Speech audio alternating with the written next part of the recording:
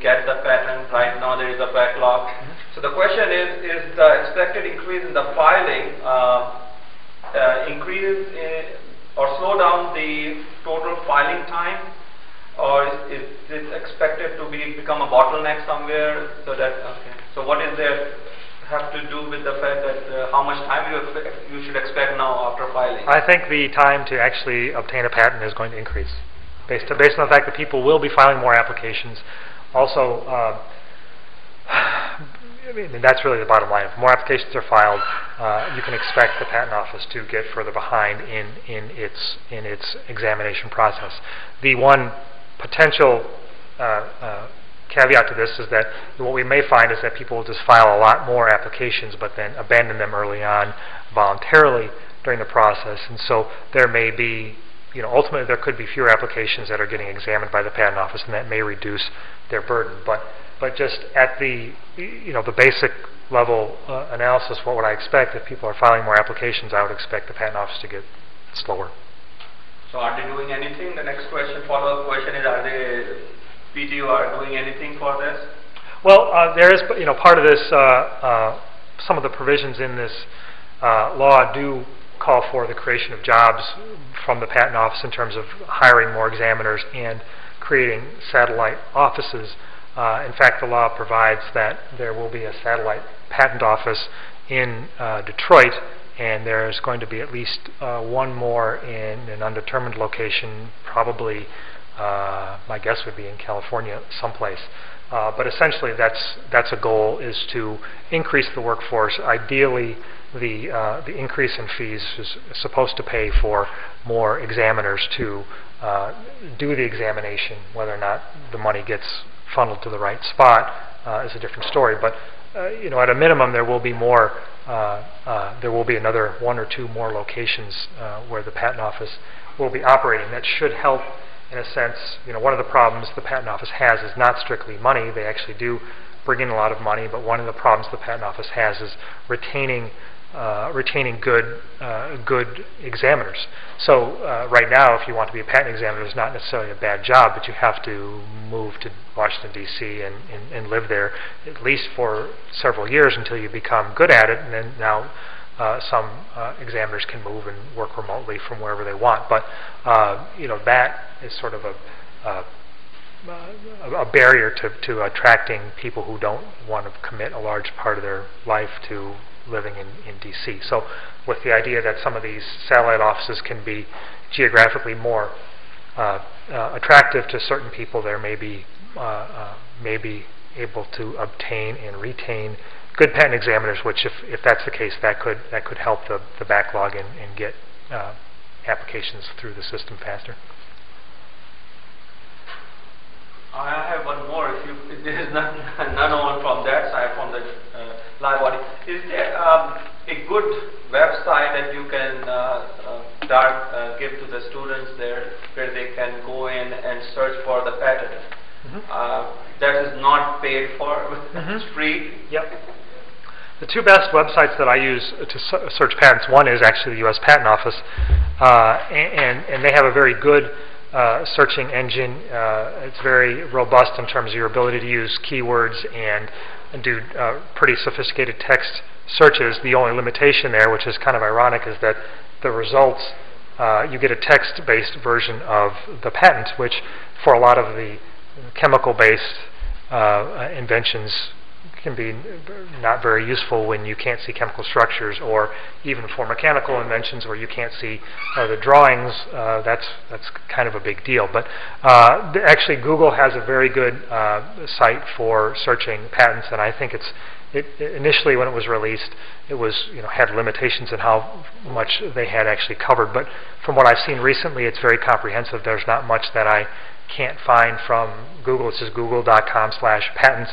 And you can do a search there directly for either by a patent number or an application number. You'll get a PDF download directly of the patent, and you can even do text searching of the patent image. So that's probably the best free site that I know of and that I use regularly. And I'm sure there are others, but in terms of something that's easy to use, that's what I would recommend.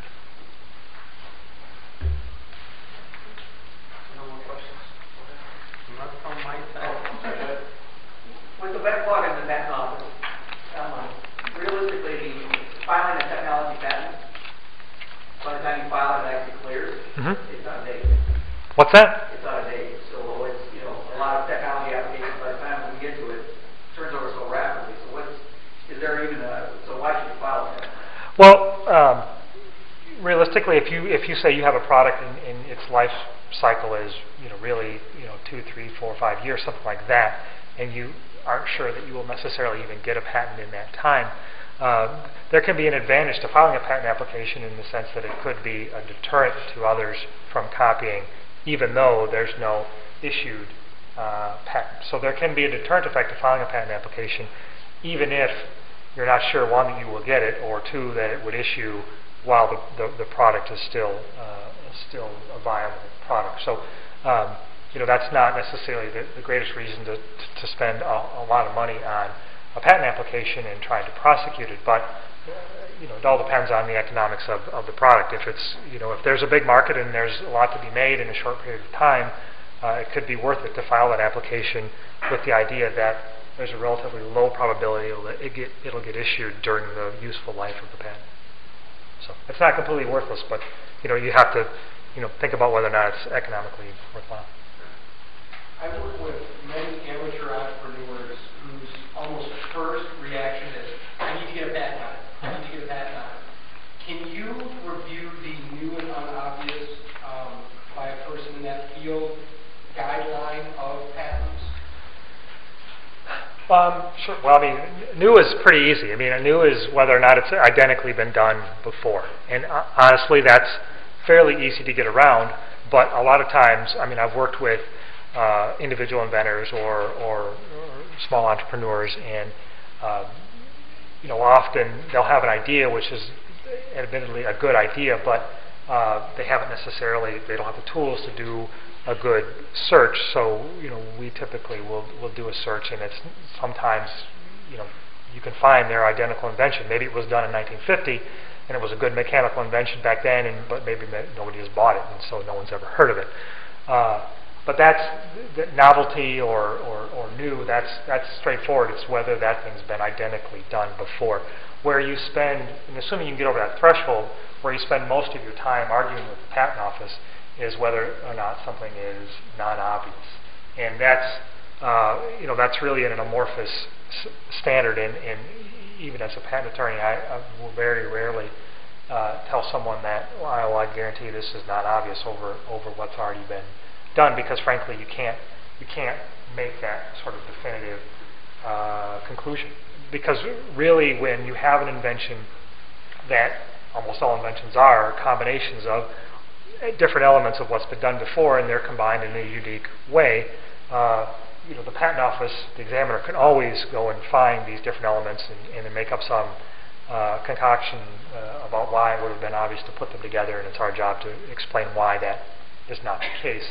But typically, you know, the arguments you try to make there are, you know, why, you know, even though you maybe have found these elements separately, you know, is there a reason why those references themselves would have led you in a different way, or would they tell you to do something different than you did? But usually, when you're trying to show that something is non-obvious, you need to show either that, one, it, you know, works a lot better than you might have expected by, you know, just, you know, looking at what you knew about these different elements in isolation, or that that there's some teaching to do something different in the prior art. And so, you know, again, that's something that's very it's a very amorphous standard, and it's hard to give a definitive answer. But usually, you need to pin your arguments on, you know, why this is actually a lot better than a simple combination of its three components. Yeah. I'll throw a follow-on to that one. I've also heard that, you know, all you have to do is change a concept 10%, and you have a new concept. Is there any truth to that? You mean like? Can you please repeat that question for the online? Oh, all you have to do is make an incremental change to what's been done before, then you've got something you can file on. Yeah, sure. Yeah, you can. You know, that's a normal strategy for a company that's got a big portfolio of patents in a certain technology area. You know, they may have a patent on some basic technology when it was first discovered, and maybe it's a composition all by itself, but then 5 years later they find out they can use the composition in a certain way that wasn't originally known or appreciated. Well, they might file another application on the same composition, but for a use that was not that has a commercial use, but it wasn't known or anticipated somehow in the past. And so essentially, you're trying to file applications on the same material and extend your ability to have a monopoly over at least some of that subject matter. Or you may have sort of an incremental improvement in the technology, and you can try to file on that.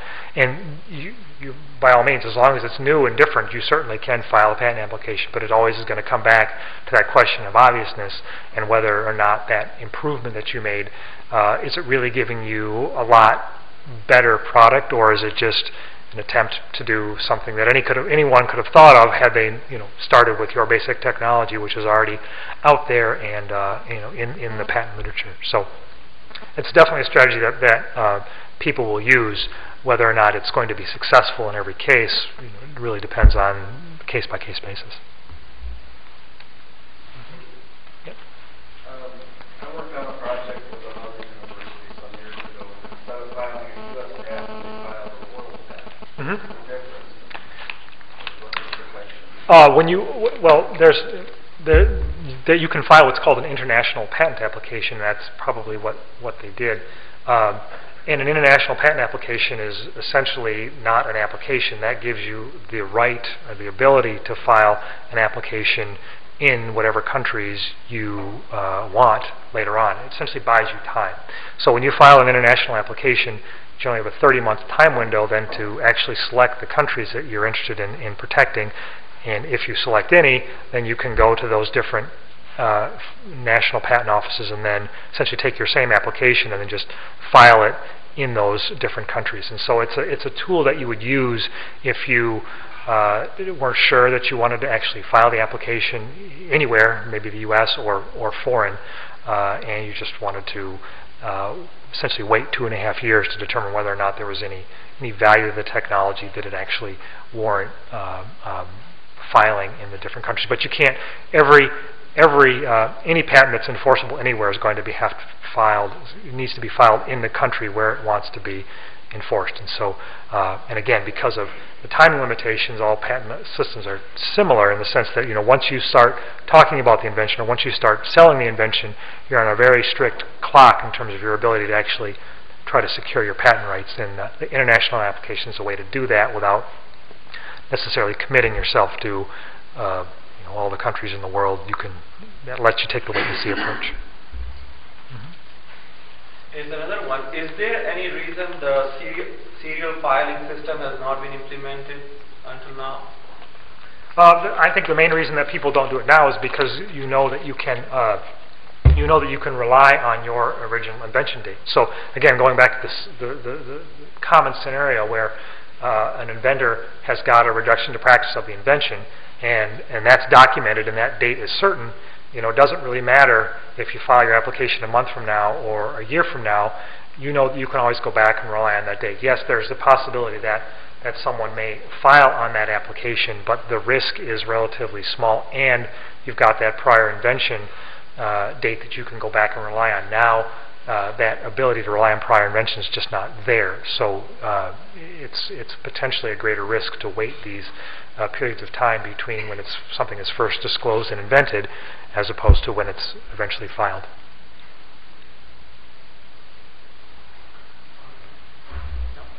Any other questions? Awesome.